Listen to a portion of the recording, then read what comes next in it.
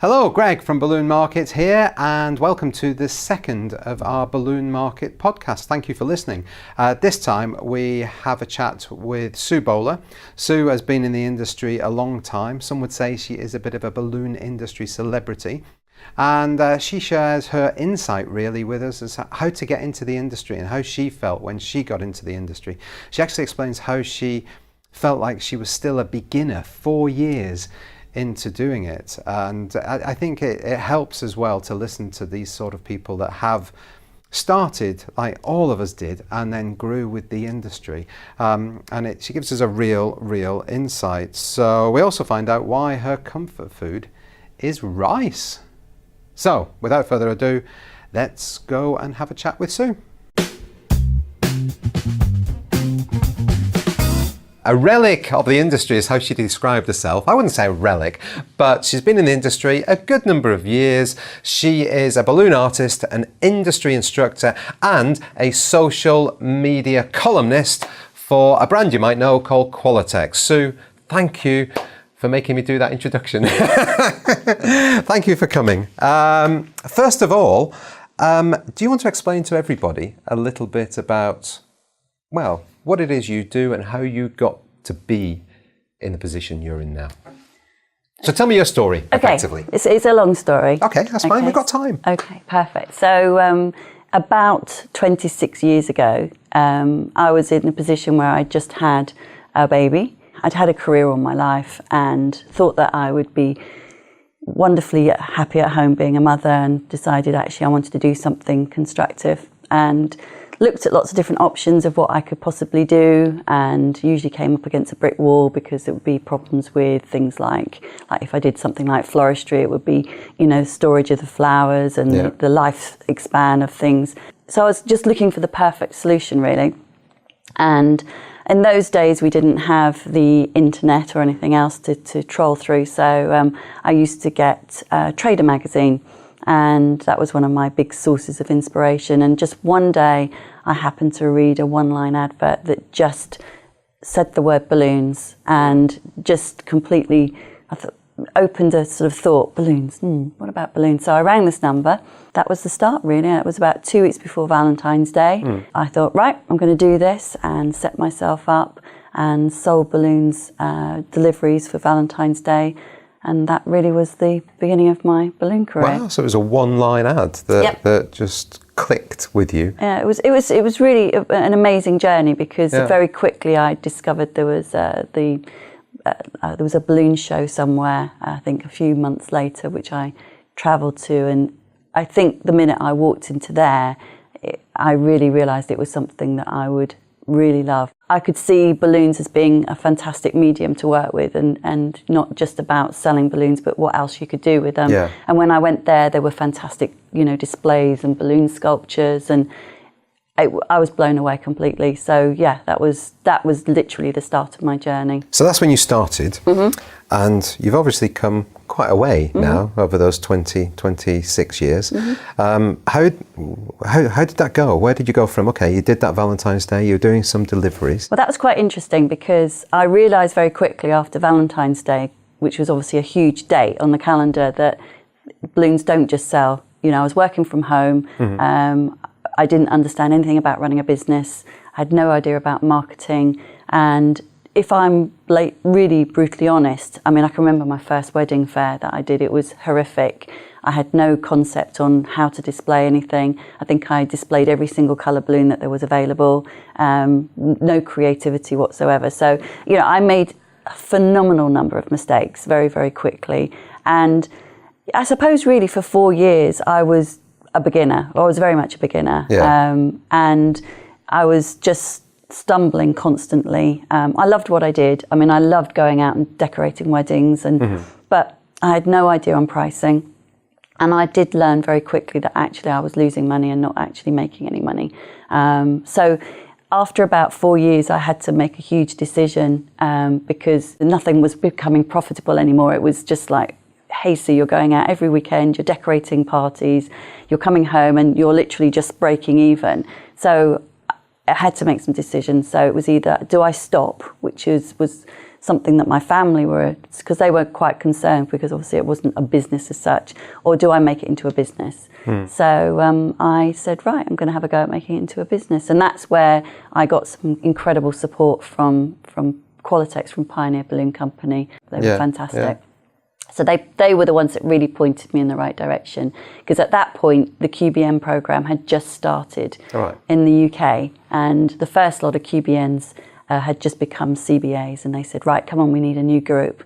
And so I embarked on the QBN program, which was an absolute turning point for me, because it really taught me how to job cost and how to make money, how to really set up a business, and then the more creative side, and you know, it was, you know, we, as I said, we didn't have the internet, we didn't have YouTube, we couldn't see any techniques or anything. So the QBN program was really the one that showed me, you know, the proper way of doing things, and not the way that I had interpreted through a photograph that I'd seen in a magazine or something. And then the other thing that they did, which was great, was they really encouraged me to go to a balloon convention. So I went to the European Balloon Symposium in Paris in '96, and I drove there in my little mini car with my friend. Yep, and I'd made a decision, if I'm going to drive all that way, I'm going to absolutely throw myself into the whole convention. And I entered every competition, including sculptures and centerpiece and buffet, and I had no idea what I was doing, and it was just the biggest learning curve of my life, and it was a huge amount of fun. But I did learn a great deal from that, and made so many friends that I'm still in contact with today, which is superb. That's fantastic. I think I want to talk a little bit more a bit later about, you know, things that you would advise people to do, some of the mistakes that people make. But I think you made a couple of really interesting points there. First of all is mistakes. You learn by your mistakes. Don't expect not to make mistakes. But I think for me, I've always felt it, and I try and apply it myself to our business. You've got to put yourself outside your comfort zone. If you don't go beyond, if you're comfortable doing this and you carry on doing this, nothing's going to change. If you want to succeed and you want to grow, you need to go beyond that comfort zone and do something. It sounds like you did it with these competitions, you know? I mean, I learned really quickly that sculptures are not my thing. Although I always entered sculptures for many years, because I wanted to constantly push myself into having a go at it. And, you know, I really admire anybody who produces a fabulous sculpture, because the amount of work and preparation and planning in them are huge. I mean, I know that if I enter a centerpiece competition, for example, which is my absolute passion, I love centerpieces, the amount of work and preparation that I would put into a centerpiece is phenomenal. And then when I come to doing the sculpture, it's like, oh, I'll just do that, you know. So I know that the passion's not there. And I think they terrify me a little bit. That's the problem, because of the scale of them. But I proved to myself once that I could make a good sculpture, and I put a lot of work and effort into it. And to this day, I'm so proud of that one. What was that? It was a Tiffany lamp that I made. Have we got a picture of that we can Absolutely put out and put it on when we edit this? That'd be awesome. So yeah, I've got a beautiful. It was fantastic. I did it in at Barchi a few years ago now. I had a team of 10 wonderful people from all over, from everywhere. I had a guy called Peter Bergram, who is from Denmark, who was really keen to help me. So I worked with him a little bit, and he mastered the stem of the lamp, of the sort of the main part, and I was the one that was doing the shade and designing that side of it. And yeah, really, really proud of that. Lots of amazing techniques in there. We had to distort foil balloons to get them to fit into the frame. So we had the iron, and we were heat sealing them and making them into unique shapes, and it is stunning. If anybody ever asks me what I do, I always show them a photograph of that and say, well, this is not what I do every day, but this is a piece that I did. So I'm phenomenally proud of it. I'm excited about seeing it now. We'll show it right here, I think. Okay, so that's what you did. You got into the decorating, the balloon artist side of things. You've obviously come a bit further since then. So you were doing that, and you were obviously doing it very well, profitable. What happened next? Well, the competition side was the side that really introduced me into teaching, because after I went to Paris, I then came back to the UK. Paris was fantastic, but I could actually, there was nowhere on this planet any of my pieces were going to win. I mean, the designs were amazing, but just by working alongside other competitors and seeing what they were doing and making friends with them and just experiencing that whole sort of atmosphere of what it takes to get involved.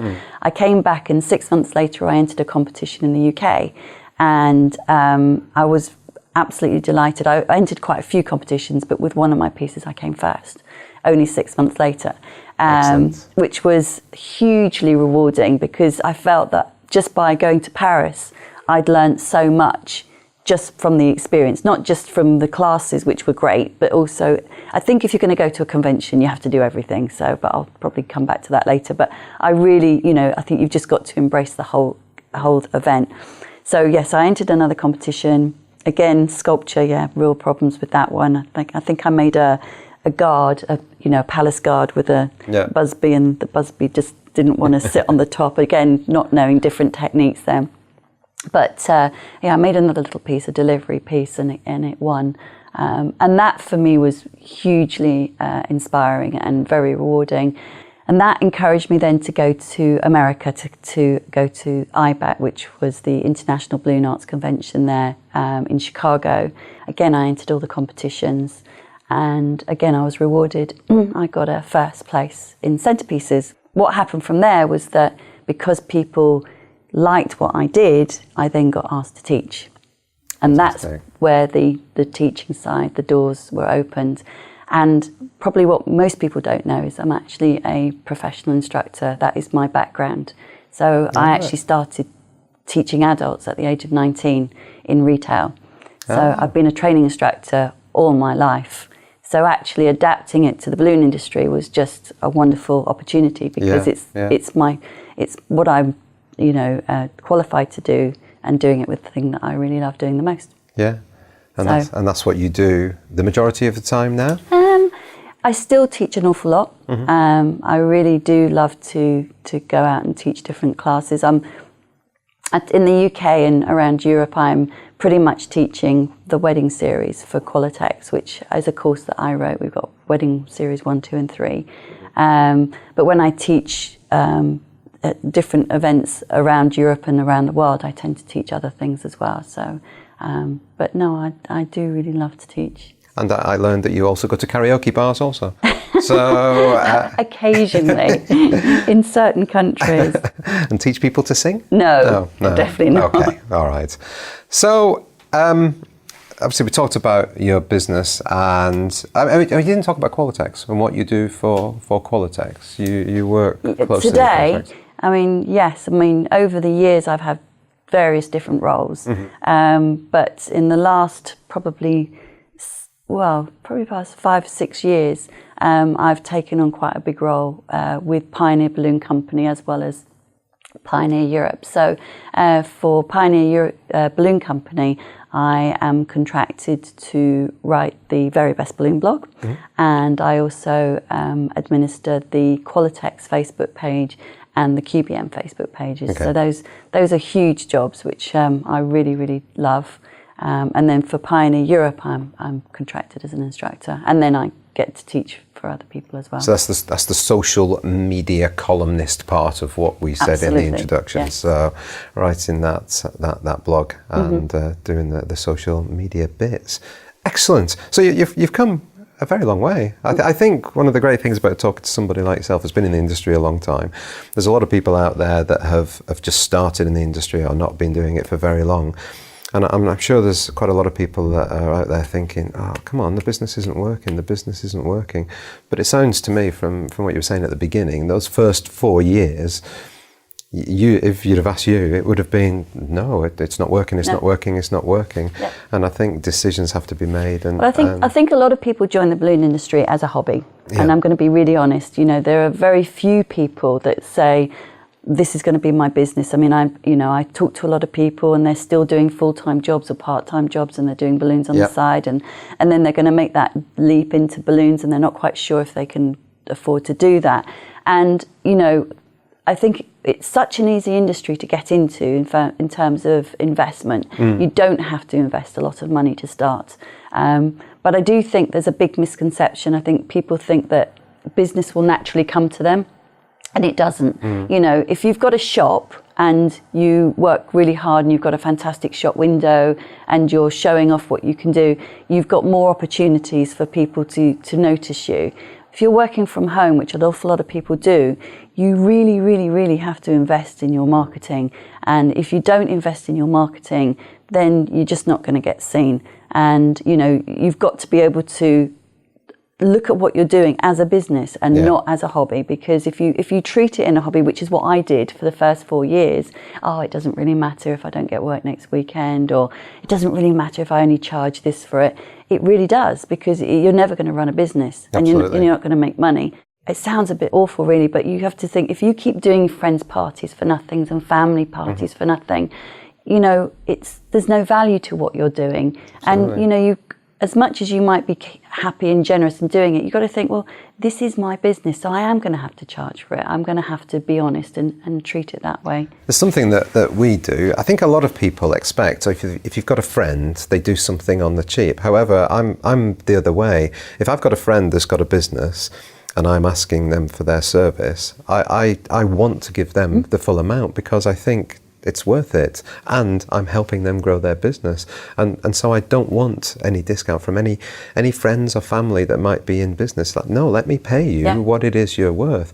And I think once people get past that and understand that, hey, you might be my brother, sister, friend, or whatever, but you still need to pay me, they'll respect that, and you will be able to grow your business a bit more. I could be a bit unusual, I'm not too sure, but no. And I remember that period where I had to go from not charging the right amount of money to charging the right amount of money. And it was actually when I came back from America from that event, and I thought, look, I've just invested another £2,000 in me and my business. I have got to get that back. If I don't get that back, I'm going to go into even more debt, because I was obviously investing constantly in materials and equipment and everything else, and I just was never getting that investment back. So my debt was running up, and I'm sure people will be able to relate to that.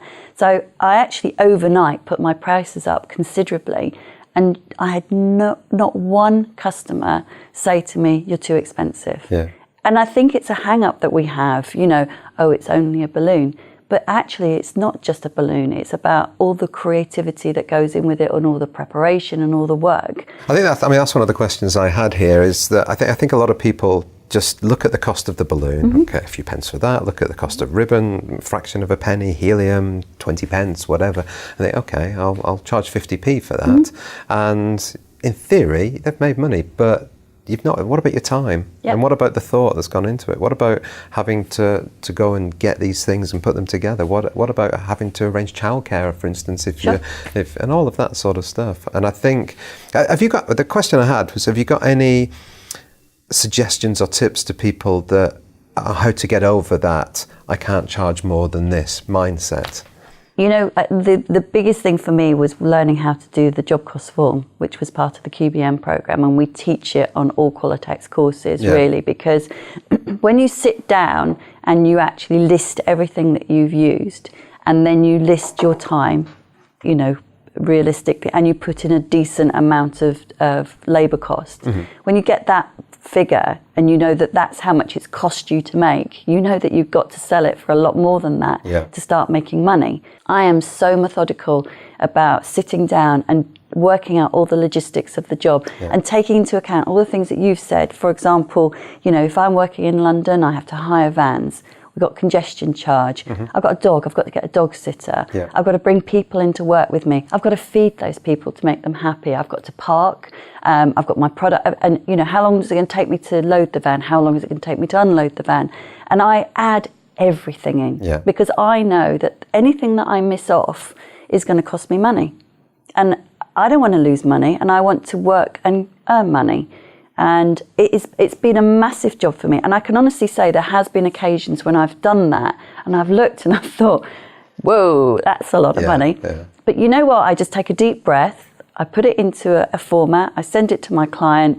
with a nice proposal, make sure it sounds, I don't just send them a list. I talk about the benefits of what I'm doing. Mm-hmm. And you know what? They go, yep, fine, no problem. And you think, I should have charged more. Well, but I actually don't think that, because I actually think I know that I've charged the right amount of money. Yeah. And what we have to remember, and this is a really good bit of advice, is that you are not your customer. Yeah. And, at the end of the day, if it's worth that to them, they're going to pay for it. And if there are problems and it is too expensive, hopefully they'll come back to you and they'll say, well, actually, it was a little bit more than I thought it was going to be.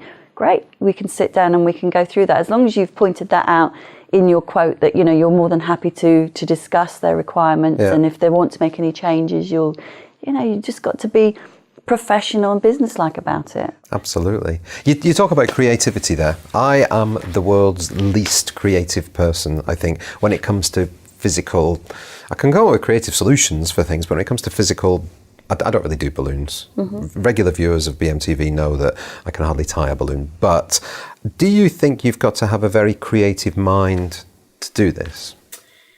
There are two different schools of people in this industry. There are those that are creative and those that aren't, and both succeed. Okay.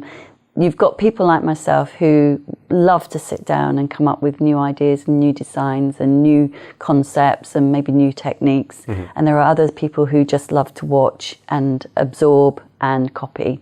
And I actually think there's room for both, quite frankly. This makes me think of Lego. When I was a child, I used to love Lego, the technical sets, the ones that were 16 years old plus. When I was only 13, I felt very good.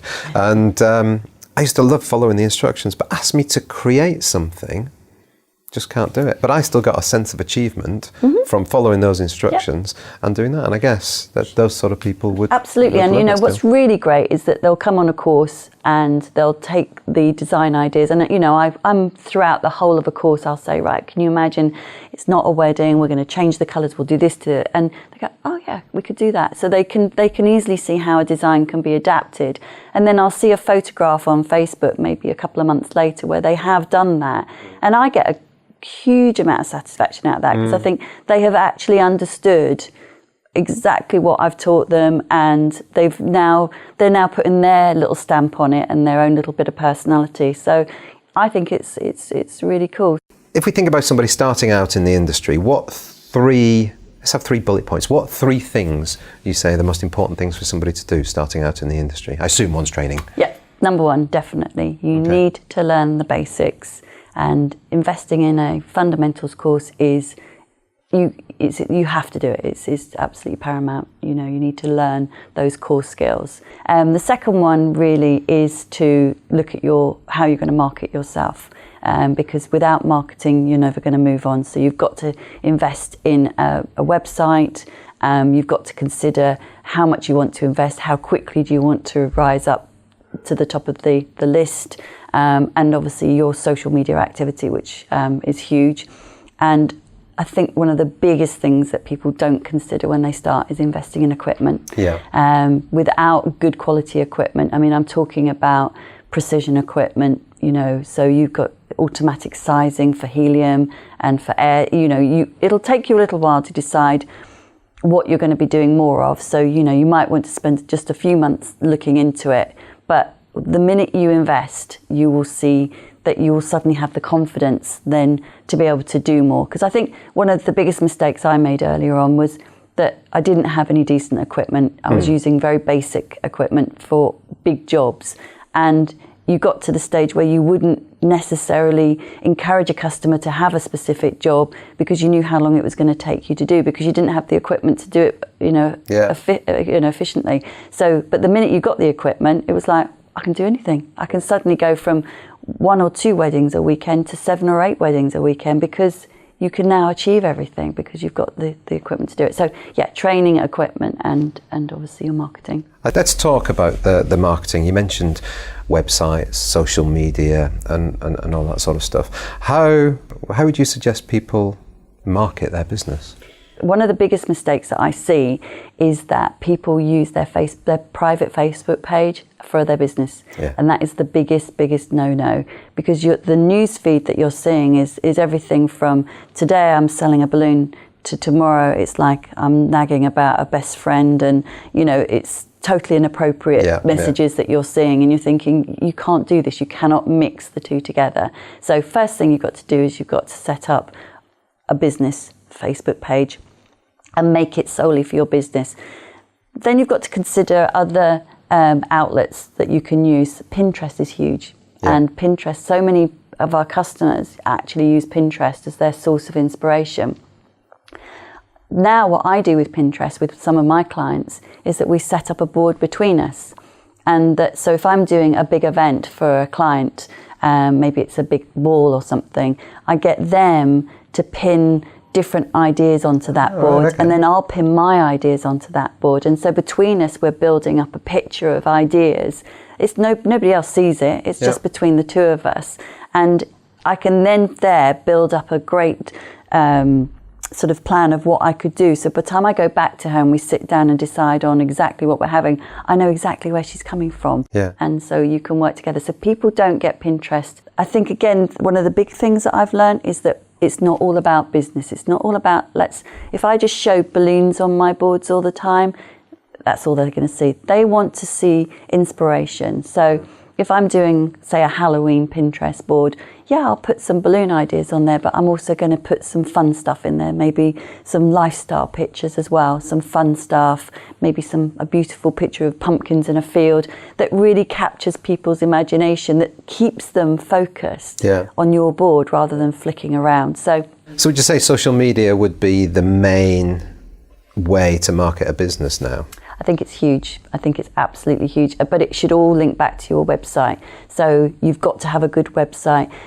What Google's always looking for is activity. That's what stimulates Google. So, every time that you have, like, for example, if you have a blog and you've got it linked to your website, every time somebody reads it, it sends a signal back. It's got activity. I look at people's websites. I am absolutely shocked at how many people don't have, like, for example, it's just been Halloween, how many people had nothing on their homepage regarding Halloween. It's just the same homepage as it's been for the last 2, 3, 4 years.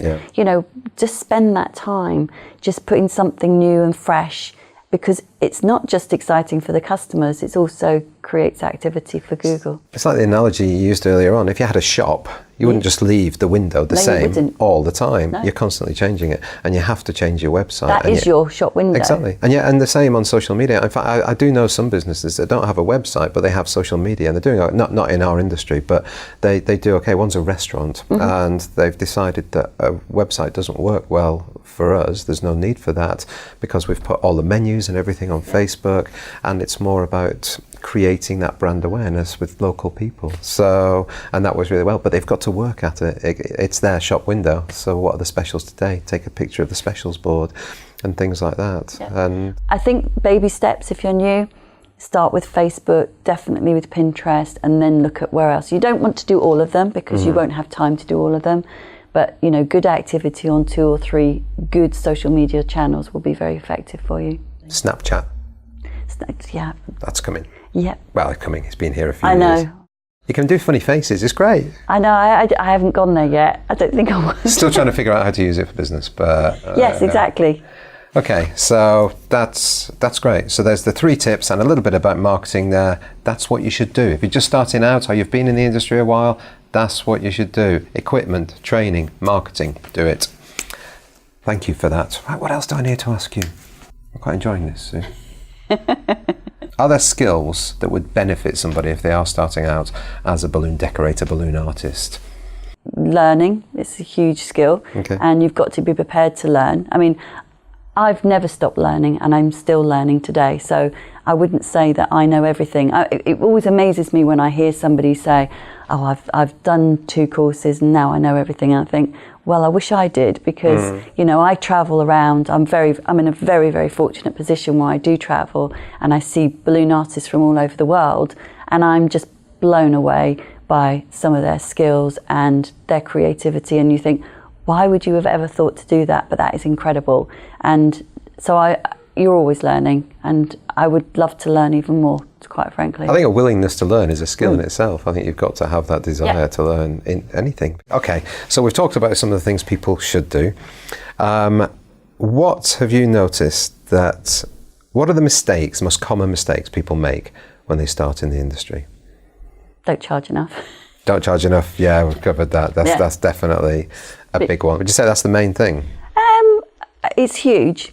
You know, when I'm teaching a class and we talk about job costing, there'll always be people who instantly say, well, I couldn't charge for that. I couldn't charge that much for that. My customers would never pay. And I always explain, if you don't charge that as a minimum, then don't sell it. Yeah. Because you're not going to make any money, and it's wrong to do that. The other big thing is that don't sell 3 balloons on a table, because anything that a customer can buy easily from like the high street, and you know, there are a lot of different avenues for buying balloons now. You know, you can buy them in supermarkets and you can buy them everywhere.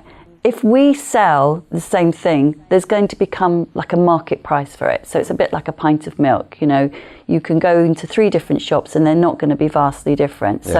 Yeah. So don't sell what everybody else is selling, which is why you invest in training. I think that's probably one of the biggest mistakes. I think thinking that you're going to be successful straight away is probably a big mistake, because everything takes time. I mean, you talk to anybody who starts up a business, we're talking years, 2 or 3 years to really get established. So it's not going to happen overnight, but you're going to have to do a lot in those 3 years to get you to that level. So again, it is investment, and I think that anybody who thinks that they can do it very cheaply is probably under, you know, sort of wrong sort of thoughts, really, because to actually become successful, you've got to put a lot in. And the people that I see as successful have invested a lot, particularly in training. They go to conventions, they go to classes, and you know, they get to that point maybe 4 or 5 years later where they're running a hugely successful business. Well, we had one of our customers, Mike from Reds, come in the other week. I don't know if you saw that show. And he's saying the same. He totally bought into training. He came to training, a training course here that we did. And totally bought into it. He just loves it. He went to WBC. And and I think he's doing really well. Once you do that and you actually see what, I think, again, if you go to something like the World Balloon Convention and you've invested that sort of money, you've got to make sure that you utilize all that knowledge that you've gained and all that experience and all that enthusiasm, because oh my goodness, you come back so fired up from a convention. That's what I think, that's one of the biggest thing a convention does to you. It fires you up, and it really, you've got to come back and put that into practice. You can't just go to a convention and come back and just carry on where you left off, because you won't have gained anything from it. But you know, you've got to invest all that knowledge, all that energy, bring it back, put it straight into practice, and then you'll automatically see your business start to rise. Definitely. Yeah, fantastic. So patience. People have to have patience and not accept too much. Okay. Yeah. Cool. So what trends do you see in the industry at the moment? What do you think is going to happen in the industry in the future? Current trends are bubbles are phenomenal. People absolutely love bubbles and anything that you can do with them, and you know, that's one of my personal aims at the moment, is to improve and increase my skill and knowledge on bubbles, because obviously I use them a lot, but I'm not potentially pushing the boundaries with them, and I'm seeing a lot of fantastic designs coming out with those. Personalisation and using like a die cutting machine like the Cameo is phenomenal, and I, you know, when that first sort of hit the sort of, you know, spotlights a few years ago, I just thought, wow, because you can achieve everything now. You know, with one of those machines, you can personalise your balloons, you can add value to your balloons, you can cut out cardboard, you can make fantastic ribbons. There is no limitations. It's just down to whatever you think. Those are the things that excite me when I see things like the Cameo and the beautiful sort of finishing touches. I'm all about finishing touches anyway, so you know, anything like that's very wonderful. I think that's probably the main trends I've seen. No, that's fantastic.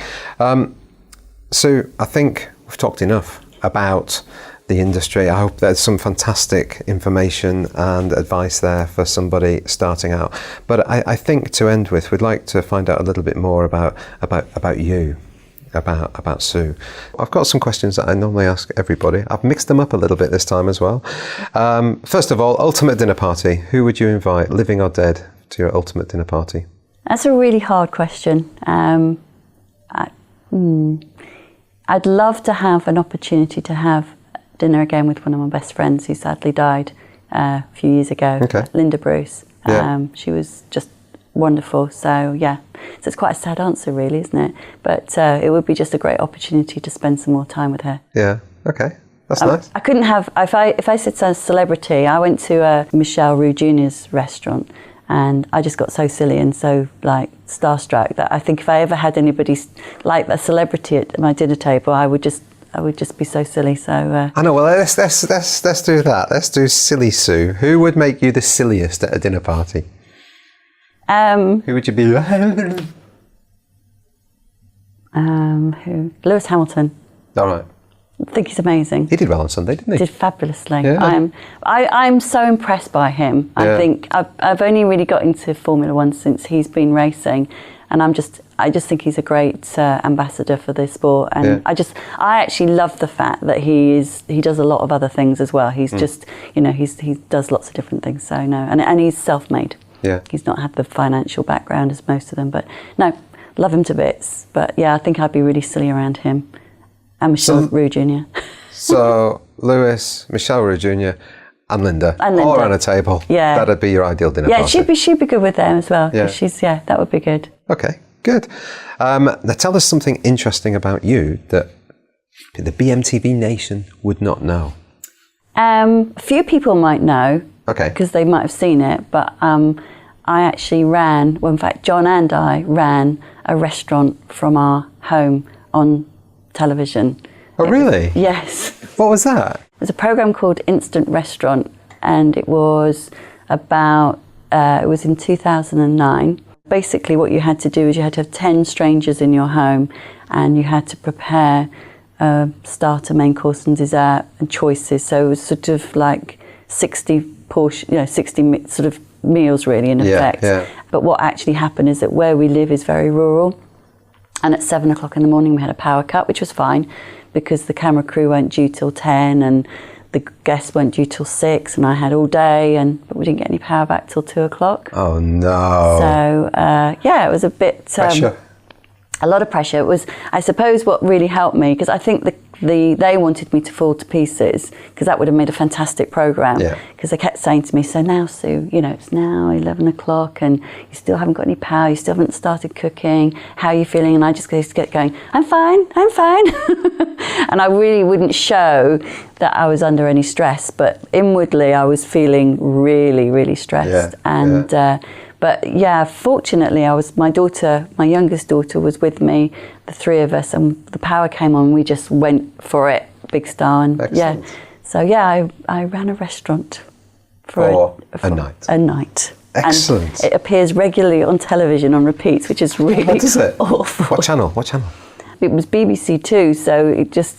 I think it's on reruns, it comes up on BBC Two. I think my dad's seen it a million times and I saw you on television. Excellent. I'll have to keep my eye out for that. Okay, and I've got some silly questions. Well, they're not that... Well, the first one's a bit silly. And we were having a big debate about this in the office earlier on. When you have your cream tea, what do you put on first onto the scone? Do you put the jam or do you put the cream? Oh, it's jam. Yes, you see, jam first, everybody. Yeah, because if you put the cream on and then try and put jam on top, you can't spread it. Exactly. Thank you. That is the correct answer. If anybody's got any opinions on that, please just post a comment below. But you're wrong if it's not what we just said. This is another interesting one. Talking of food, if you could be any food, what would you be? Rice. Oh, wow, you've obviously thought about this. No, wow. No, I was brought up in Singapore as a baby. Adopted rice as my staple diet very quickly as a baby, as a toddler. And so for me, my comfort food is rice. So if ever I've been travelling or if I'm tired, feel under the weather, just a big bowl of rice suits me. That's probably slightly better than my comfort food, which is a big bar of Cadbury's Dairy Milk. So, okay. Oh, but yeah, that's before I fried it and put the prawns and the eggs and everything else in it. All right. Favourite season of the year? Probably this time, the autumn. It's beautiful. This is probably the only time of the year where you can be walking or driving and just saying, wow, look at the colours are just phenomenal. I thought that coming to work this morning. Absolutely beautiful. The best or worst Christmas present you've ever received? Actually, if it's the worst, you probably don't want to say that on camera in case somebody sees it. So, well, you can. That'd be more fun.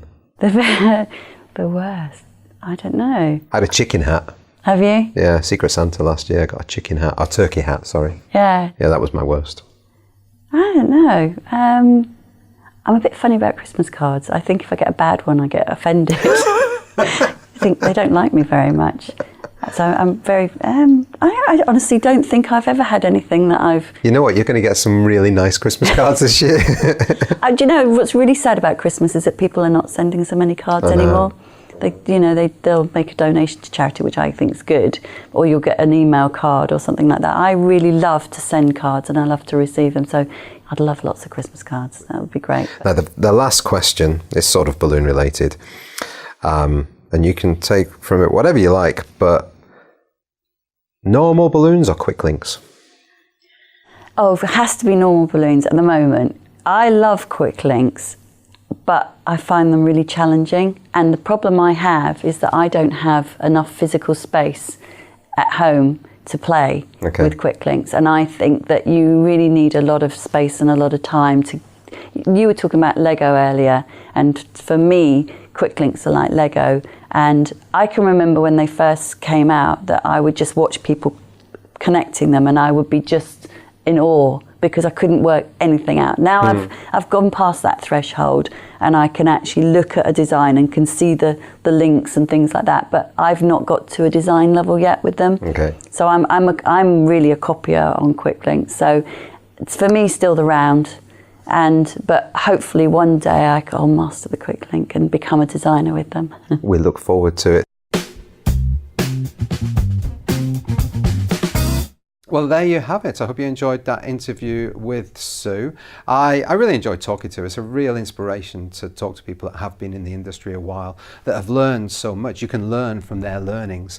I really do get inspiration from talking to people like that. And I hope you do too. And some practical information about some things to maybe do in your business. With future podcasts, we do hope to get more people in from inside the industry, but also we're hoping to get some people from outside the industry. I think we can all be very focused on within our own industry, whatever the industry is, and sometimes you can really get great value from looking beyond that. So that's what we hope to do. If you have any ideas, or even if you'd like to be a guest on the podcast in the future, please do get in touch. It's info@balloonmarket.co.uk. Thank you very much for listening, and I will speak to you soon.